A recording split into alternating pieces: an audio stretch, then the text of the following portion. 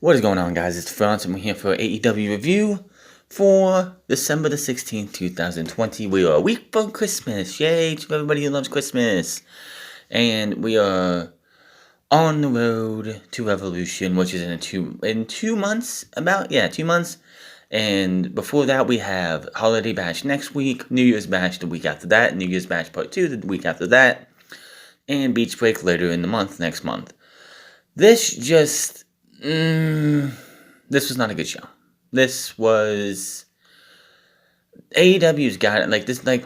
We all know Winter is Coming came out. They had a heck of a pay-per-view type show. Awesome show. And it's just started to come down from there. Kenny Omega became World Heavyweight Champion. They teamed up with Impact. They're doing this whole Impact invasion type thing where Kenny Omega is going to be wrestling at Hard to Kill. They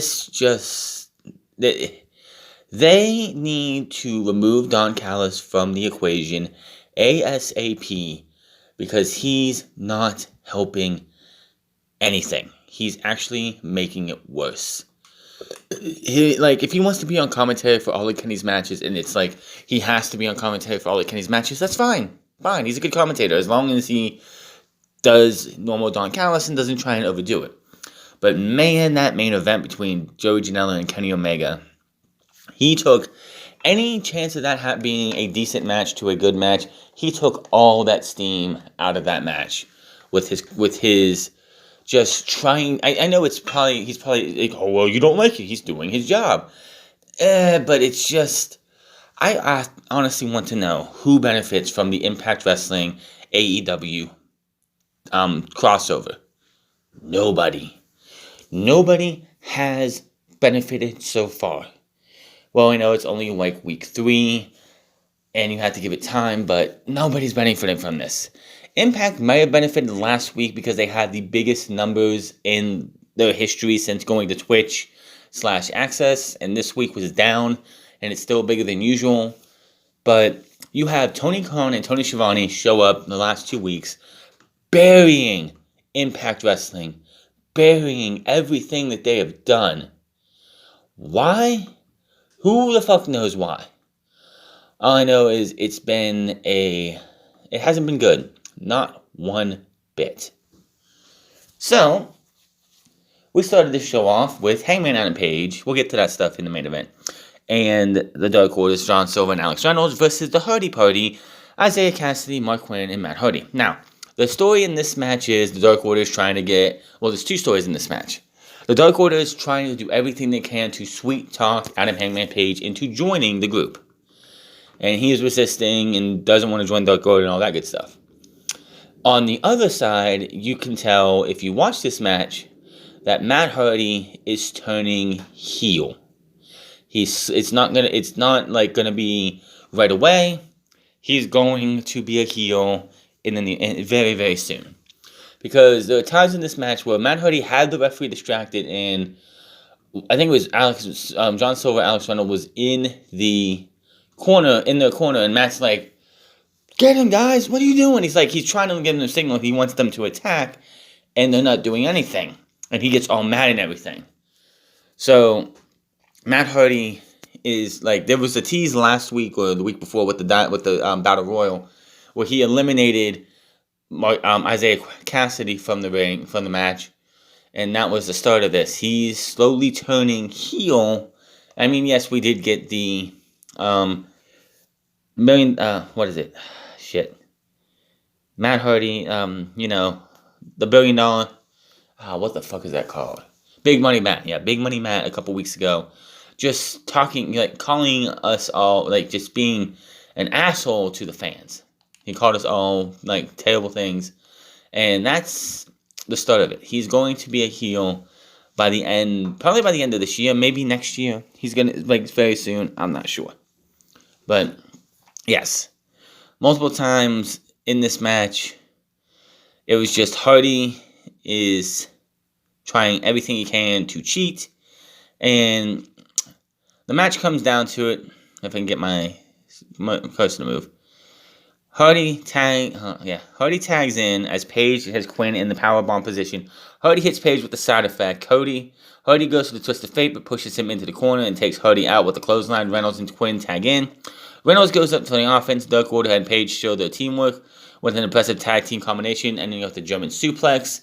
Roll up for a 2 as Hardy drags Silver to the floor and hits a twist of fate on the outside. Private Party take out Dark Order and Paige.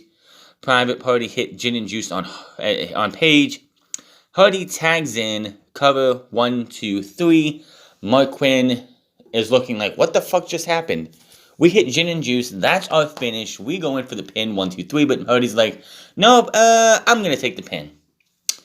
He gets it. He gets up. He's like jumping around, celebrating. He's like, I did it. Come on, guys, we won. Let's go. So, little things here and there, just showing you that very, very soon, maybe in a month or so, Matt Hardy is going to turn heel, most likely destroying, like turning on Private Party. Now,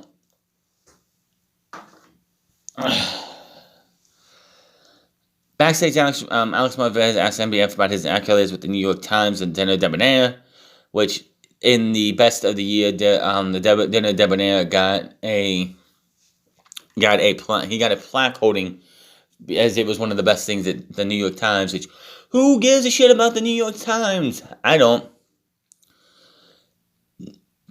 So MJF is just gloating about this thing, and we didn't get no interaction between him and Sammy Guevara. Apparently, him and Sammy Guevara have some sort of truce going on right now.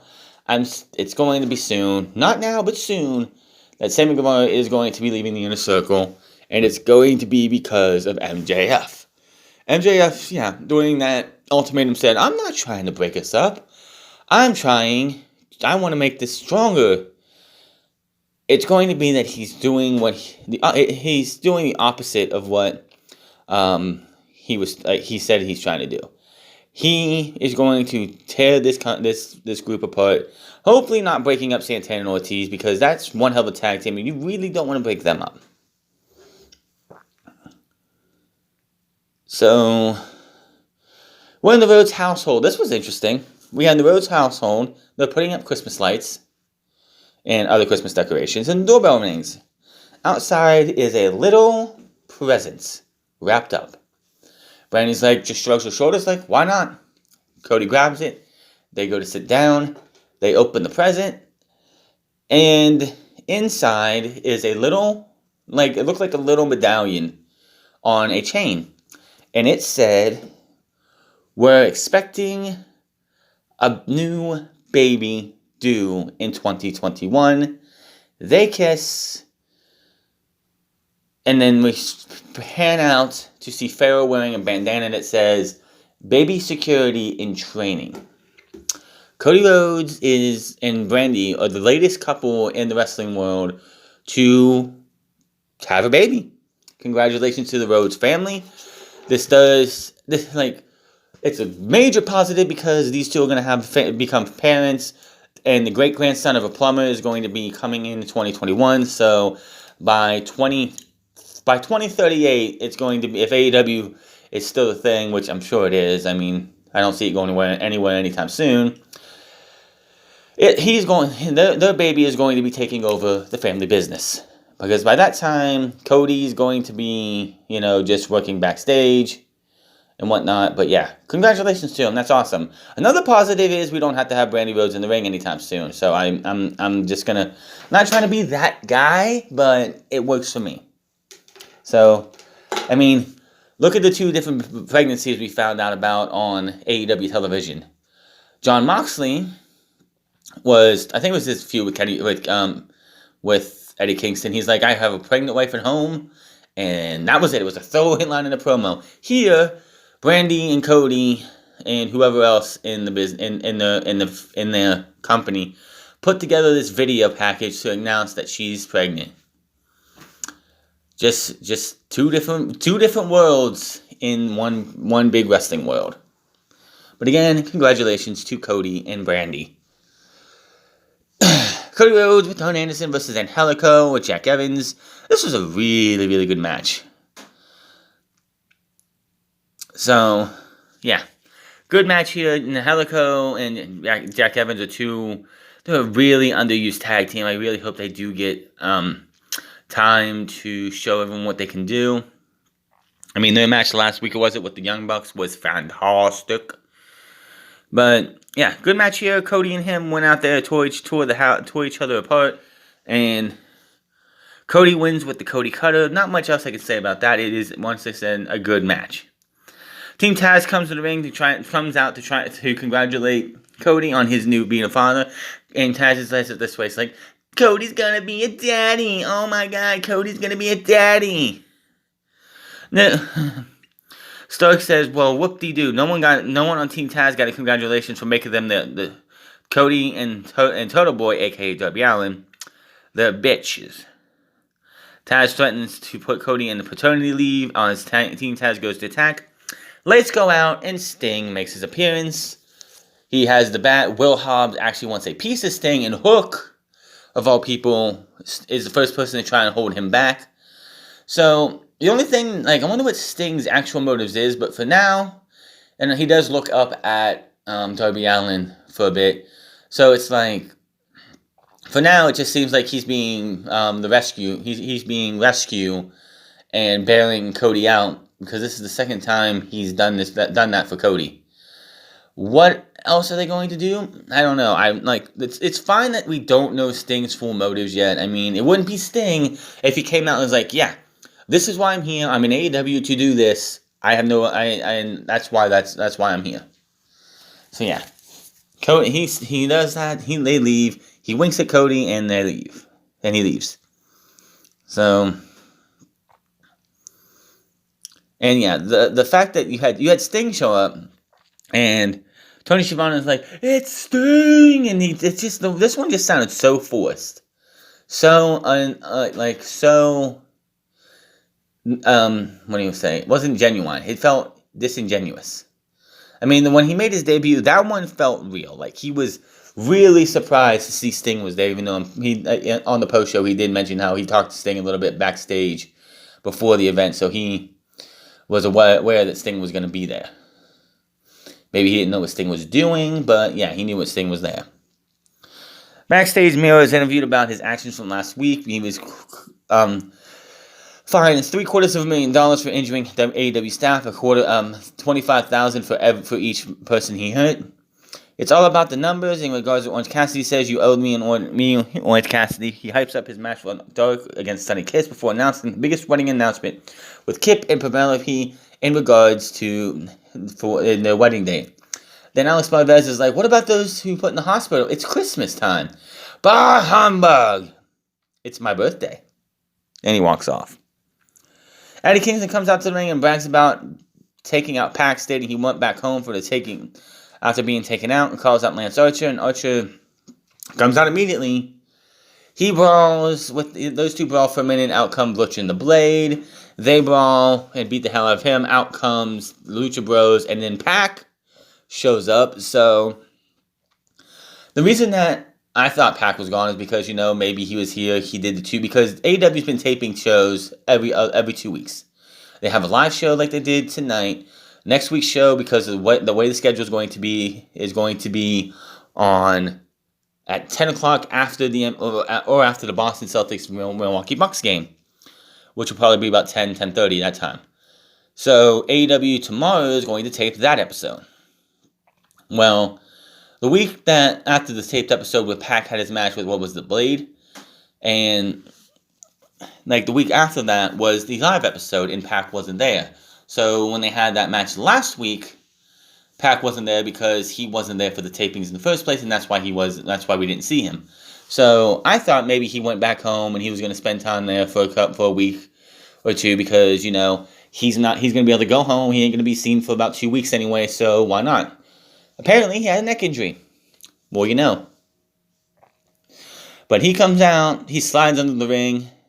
They take out Kingston in the group, but Pac takes out Kingston as Archer is getting ready to chokeslam him. Archer isn't too pleased with Pac stepping in they bicker. Those two going after Pac and Archer were just beating the hell out of Kingston, while the Butcher and the Blade were being destroyed by the Lucha Bros. So All Kingston needs is his family to find a fourth member, and you can have yourself an 8-man tag match during New Year's Bash. Backstage, Dustin Rhodes addresses Evil Uno's comments from last week's. He reminds Uno that he wants to take out Dark Order one by one.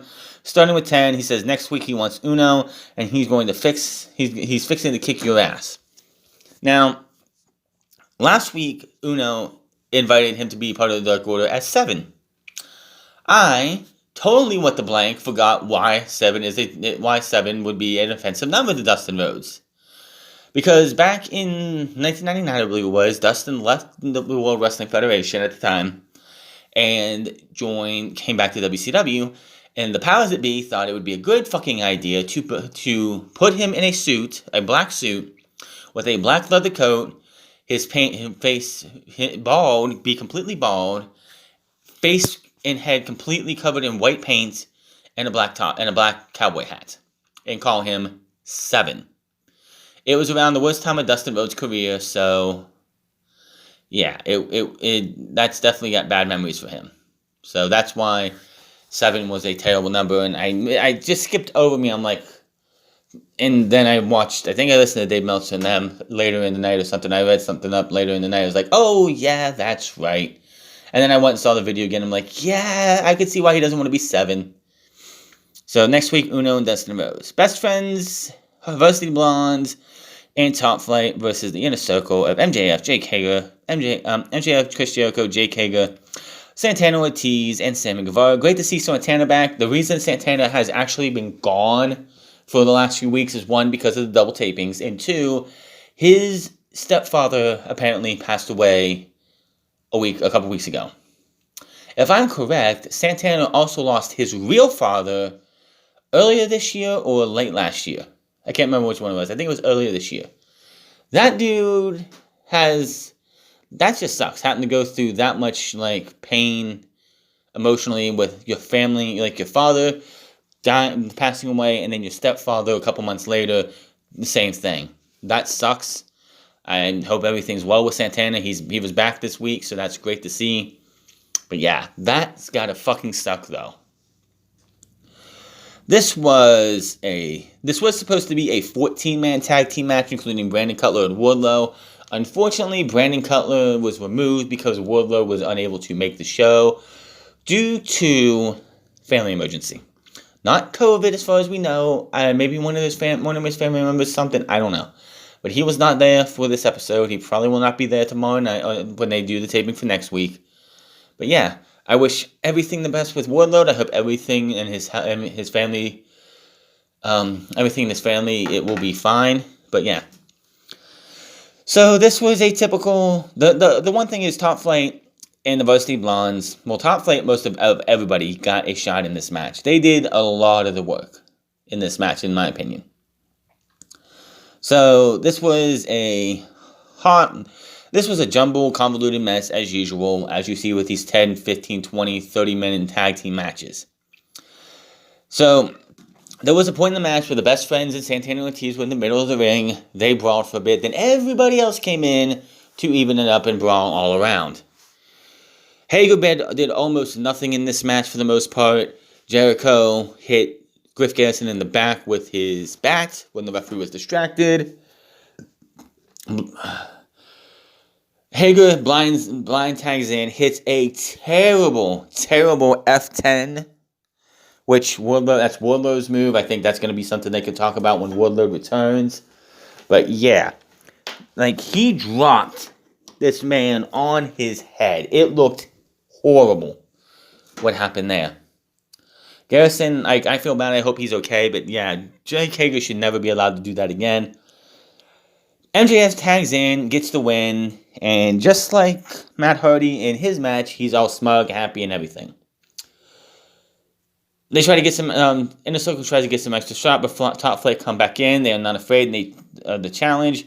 The Inner Circle pose on the ramps, and that is that. Backstage, Thunder Rosa calls out Britt Baker over her comments about Rosa not belonging in AEW.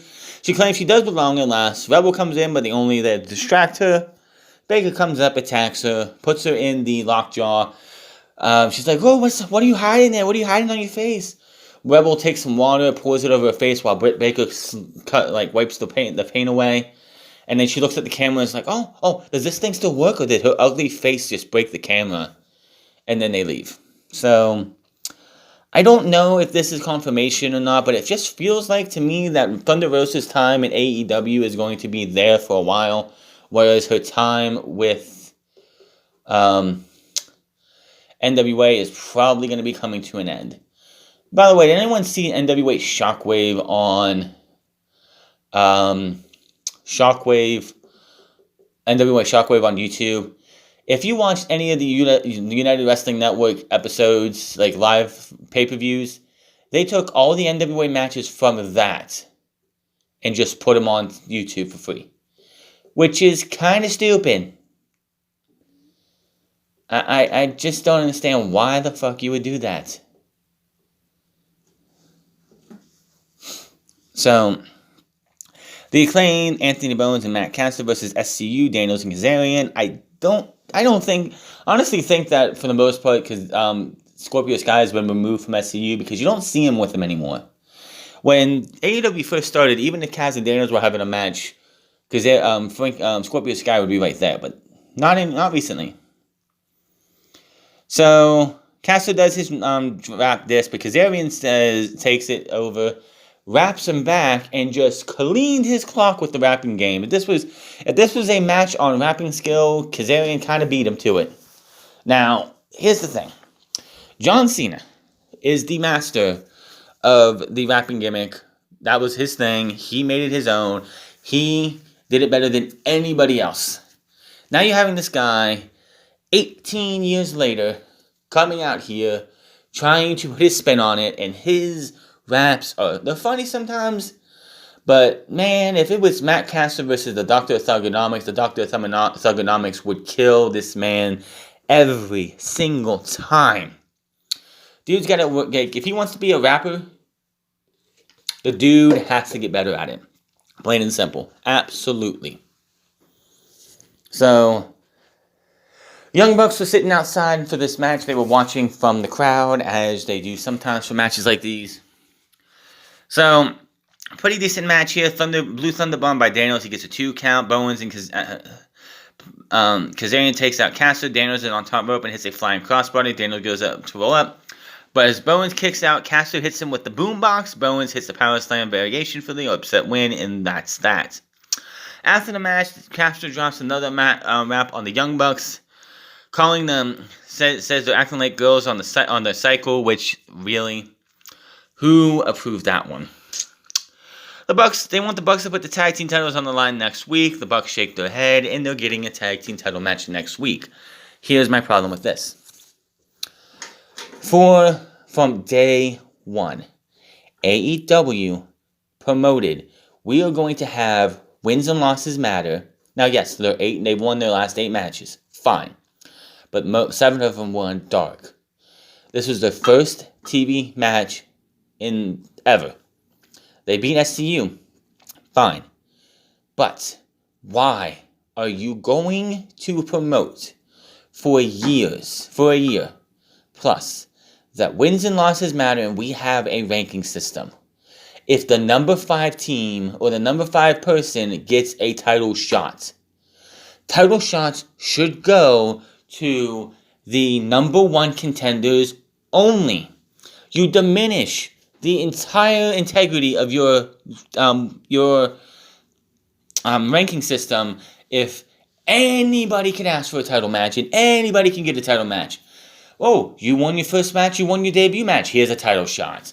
Oh, you strung together 3 wins on dark. Here's a title shot. Oh, people want to see this match. You're number 5. Here's a title shot.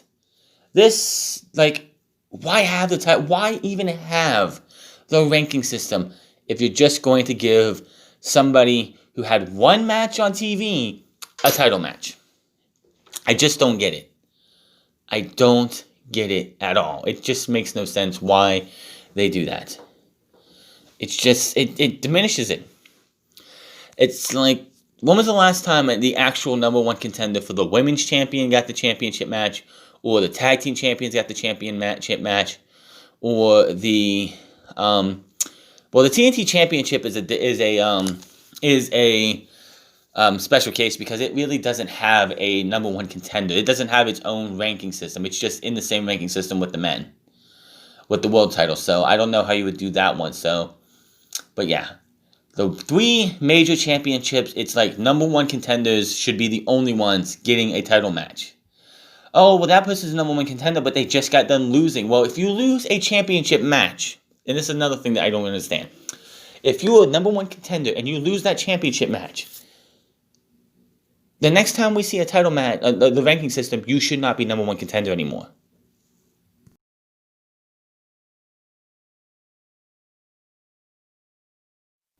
I mean, didn't you just have the Young Bucks 2 weeks ago say, yeah, TH2, if you beat us next week, we'll give you a title match. But until then, you haven't done anything. What has the Acclaim done? They won one match against a established tag team, while everyone else they beat was the indie talent you bring in to work dark. Someone explain to me why they get a tag team title shot. I just don't get this. I don't get this. Like, why they do this? I don't get it. Like, don't preach for a year. We're going to have stats. We're going to have rankings that matter. Every win matters. But yet, then you have the number one contenders who, and it makes no sense. And also another thing, if you're the former champion, you shouldn't be number one contender. I mean, hell, Nyla Rose lost to Hikaru Shida at Double or Nothing, and it was number one contender for like weeks. She was number one contender from Double or Nothing all the way to All Out, and hardly wrestled. So why is that? That makes no sense. Whoever thought this shit was a good idea really needs to get their head checked, because you're diminishing it completely, and I don't know what else to say. So, yeah, tag team title match next week for 2 guys who've won 1 match on TV, has had only 1 match on TV, and hasn't done really anything special afterwards. Backstage Tag Flight give their respect to Jericho and MJF. They introduced themselves as the coldest team in the game. They also challenged them to a tag team match next week on TV at Holiday Bash is what they're calling it, which has been confirmed to be a match next week, which should be interesting. Of course, I don't expect Top Flight to win, because why would they? Diamante and Ivelisse versus Big Swole and NWA Women's World Champion Serena Deeb. This match is coming together because last week Jade Cargill and the Vicious Vixens were doing something. Big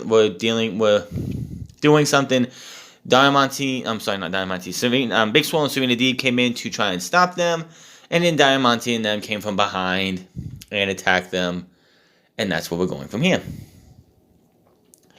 Decent match here, 1 women's match in AEW, as you figured. The Cloverleaf gets put in after a Tiger Driver by Big Swole, and that was that. So, Big Swole and Serena Deeb get the win. Nothing special there. Big Guerrero and Nyla Rose come out in big numbers, didn't too much. Big Swole and Deeb. Then Red Velvet comes out. She comes out holding a chair. Now, she's holding a chair where the table, where the pieces are that, how you would probably run down with the chair for someone like her. You would hold it, and then what you want to do is slide your hands down, or get it so you can go up and hit them well. She doesn't do that, and she ends up whacking Nyla Rose in the back with one of the worst chair shots I think I have ever seen. Now, the one negative thing for Red Velvet's going to be is that her mentor, somebody she's associated with, Brandi, is going to be out of commission for the most part for the next 9 months. So, what are they going to do with her? No idea. Now, backstage, Best Friend note that their feud with Santana Ortiz will never be over. But next week we have more pressing matters. It's the fact that Miro cost Orange Cassidy his match for the Diamond Ring, and that oh, Mira, you're going to be giving the speech. You're going to let us know when they're going to have their wedding at New Year's Bash. Holiday Bash. Well, you know what? We're going to be there too, so we can't wait. FTR steps in on commentary after a promo package with Jurassic Express players in question if the tag team division matters anymore.